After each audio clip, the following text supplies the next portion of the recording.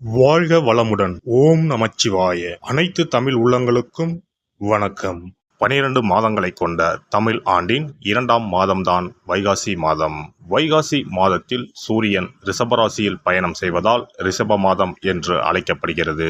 வைகாசி மாதத்தில் பல தெய்வ அவதாரங்கள் நிகழ்ந்ததாக கூறப்படுகிறது. வைகாசி பௌர்ணமி அன்று சிவபெருமான் நெற்றிக்கண்ணில் இருந்து 6 பொறிகளாக ஆறுமுக பெருமான் அவதாரம் எடுத்ததாக சொல்லப்படுகிறது. 6 தீப்பொறிகளும் 6 குழந்தைகளாக மாறி கார்த்திகை பெண்கள் கை தவழ்ந்த மாதமாக கருதப்படுகிறது. அப்படிப்பட்ட சிறப்புமிக்க வைகாசி மாதத்தில் 12 ராசிக்காரர்களுக்கு என்ன யோக பலன் கிடைக்கப் போகிறது என்று பார்க்கலாம். இம்மாத கிரகநிலை என பார்த்தால் மேசராசியில் புதன் பகவானும் சுக்கிர பகவானும் இணைந்துள்ளனர். ரிஷபராசியில் சூரிய பகவானும் குரு பகவானும் உள்ளனர். கன்னி ராசியில் கேது பகவானும், கும்பராசியில் சனி பகவானும், மீன ராசியில் செவ்வாய் பகவானுடன் ராகு பகவானும் உள்ளனர். சந்திர பகவான் கடகத்தில் ஆட்சி பலத்தோடு அமர்ந்திருக்க இந்த வைகாசி மாதம் துவங்குகிறது. இம்மாத கிரக பெயர்ச்சி என எடுத்துக்கொண்டால் வைகாசி மாதம் 6ஆம் தேதி, அதாவது மே மாதம் 19ஆம் தேதி அன்று சுக்கிர பகவான் ரிஷபராசியில் பெயர்ச்சியாகி ஆட்சி பலத்துடன் வலிமையாக இருக்கப் போகிறார். அதே போல வைகாசி மாதம் 18ஆம் தேதி, அதாவது மே மாதம் 31ஆம் தேதி புதன் பகவான் பெயர்ச்சியானது மேசத்தில் இருந்து ரிஷபத்திற்கு ஆகிறது.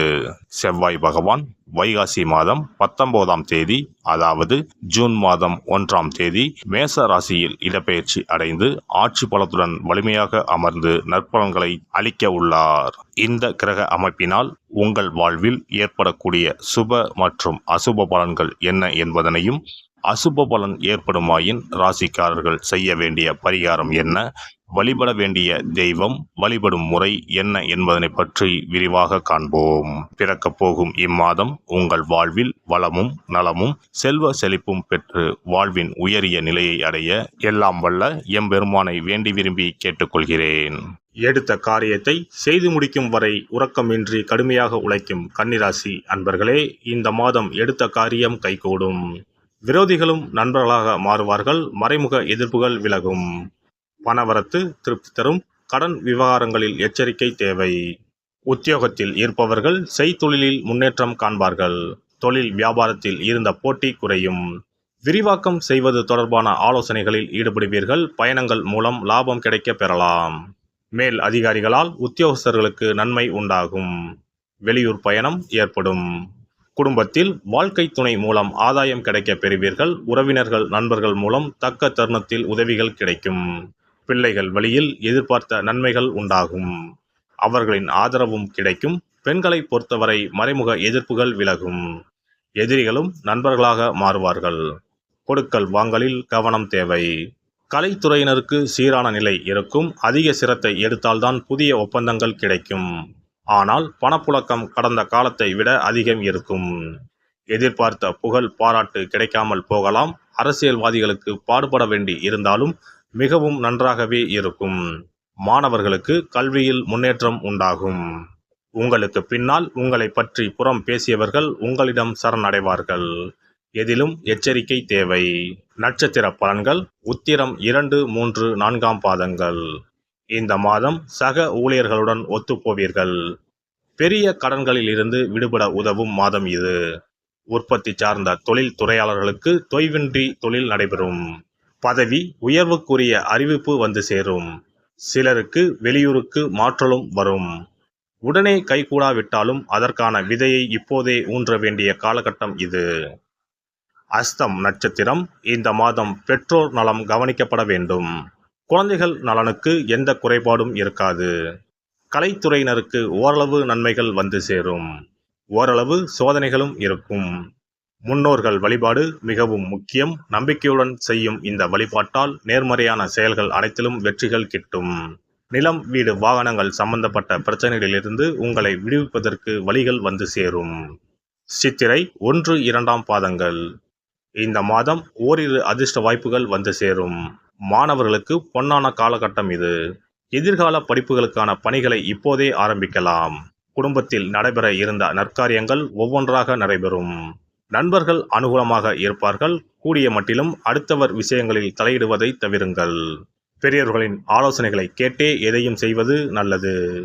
ஏதேனும் ஒரு காவல் தெய்வத்தை புதன்கிழமைகளில் தீபம் ஏற்றி வழிபட எதிர்பார்த்த காரிய வெற்றி உண்டாகும், கடன் பிரச்சனை நீங்கும்.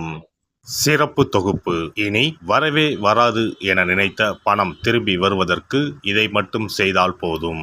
நாம் கஷ்டப்பட்டு சேர்த்த அல்லது சம்பாதித்த பணத்தை யாரையாவது நம்பியோ அல்லது அவர்களுக்கு உதவி செய்வதற்காகவோ கொடுத்து ஏமாந்து இருக்கலாம். அப்படி இழந்த பணத்தை திரும்ப இனி வரவே வராது என நினைத்த பணத்தை கூட சில எளிய தாந்திரீக பரிகாரங்களை முறையாக செய்தால் திரும்ப பெற முடியும். இழந்த சொத்து, இழந்த பணம் மற்றும் நகை ஆகியவற்றை திரும்ப வீடு தேடி வர வைப்பதற்கான எளிய பரிகார முறைகள் பற்றி இங்கே தெரிந்து கொள்வோம். இந்த 2 முறைகளில் எந்த முறை நமக்கு எளிமையானதோ அதை செய்து பயன்பெறலாம். வாங்கிய பணத்தை திருப்பி கொடுக்க முடியாமல் கடன் தொல்லையால் அவதிப்படுபவரை போல் பணத்தை கொடுத்துவிட்டு அதை திரும்பி வாங்க முடியாமல் தவிப்பவர்கள் அதிகம் இருக்கத்தான் செய்கிறார்கள். யாராவது அவசரம் என பண உதவி கேட்கும்போது நட்பின் அடிப்படையிலோ அல்லது இருக்கப்பட்ட சிலர் பணம் கொடுத்திருப்பார்கள். ஆனால் பணம் வாங்கிய நபரோ அந்த பணத்தை திருப்பி தராமல் இழுத்தடிக்கலாம். பணம் தர வேண்டிய நபருக்கு சூழ்நிலை காரணமாக பணம் வராமல் உங்களுக்கு திருப்பி தர முடியாமல் இருக்கலாம். அல்லது அந்த நபர் பணத்தை திருப்பி தரும் எண்ணமே இல்லாமல் இருக்கலாம். நீங்களும் பல முறை பணத்தை கேட்டு சலித்துவிட்டு இனி அந்த பணம் நமக்கு வரவே வராது என நினைத்து பணத்தை திருப்பி வாங்குவதற்கான முயற்சியை கூட கைவிட்டிருக்கலாம். இப்படி கொடுத்த பணம் திரும்பி வரவே வராது என நினைத்த பணத்தை உங்களிடம் பணம் வாங்கிய நபரே மனம் மாறி அவராக வந்து உங்களிடம் திருப்பி தருவதற்கு சில எளிய முறைகளை வீட்டிலேயே செய்தால் போதும். பரிகாரம் 1. கற்பூரம் ஒன்றை ஏற்றி அது எரியும் சுடரின் மீது இரும்பு கலந்த ஏதாவது ஒரு தட்டினை காட்ட வேண்டும். இப்படி காட்டும்போது அந்த தட்டில் கரி படலம் ஒன்று உருவாகும். இந்த கரியை உங்களின் வலதுபுற நடுவிரலில் எடுத்து ஒரு தெளிவான வெள்ளை காகிதத்தில் உங்களுக்கு பணம் கொடுக்க வேண்டிய நபரின் பெயரை எழுதி கொள்ளுங்கள். பிறகு அந்த பேப்பரை சிறியதாக மடித்து உள்ளங்கையில் வைத்துக்கொண்டு உங்களுக்கு பணம் கொடுக்க வேண்டிய அந்த நபரின் முகத்தை மனதில் நினைத்து கொண்டு அவர் உங்களுக்கு பணம் கொடுத்து விட்டதாகவும் உங்களுக்கு வரவேண்டிய பணம் அனைத்தும் வந்துவிட்டதாகவும் நினைத்து கொள்ளுங்கள். அந்த நபரின் பெயர் எழுதிய காகிதத்தை வீட்டின் பூஜை அறையில் வைத்து விடுங்கள். பிறகு அதை ஆற்றில் போட்டு விடலாம். பரிகாரம் 2. ஒரு சிறிய கிண்ணத்தில் மஞ்சளை தண்ணீர் கரைத்து எடுத்துக்கொள்ளுங்கள். ஒரு குச்சியால் அந்த மஞ்சளை தொட்டு வெள்ளை காகிதத்தில் பணம் தர வேண்டிய நபரின் பெயரை எழுதி கொள்ளுங்கள்.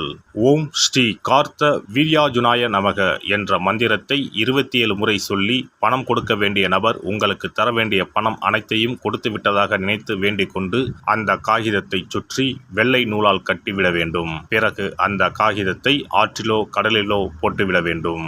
இந்த 2 முறைகளில் யாருக்கு எது வசதியோ அந்த முறையில் பரிகாரத்தை செய்யலாம். ஏதாவது ஒரு முறையை பின்பற்றினால் போதும்.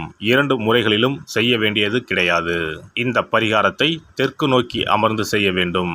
இந்த பரிகாரத்தை நம்பிக்கையுடன் தொடர்ந்து செய்து வந்தால் கண்டிப்பாக வராது என நினைத்த பணம் விரைவில் உங்களின் வீடு தேடி வரும்.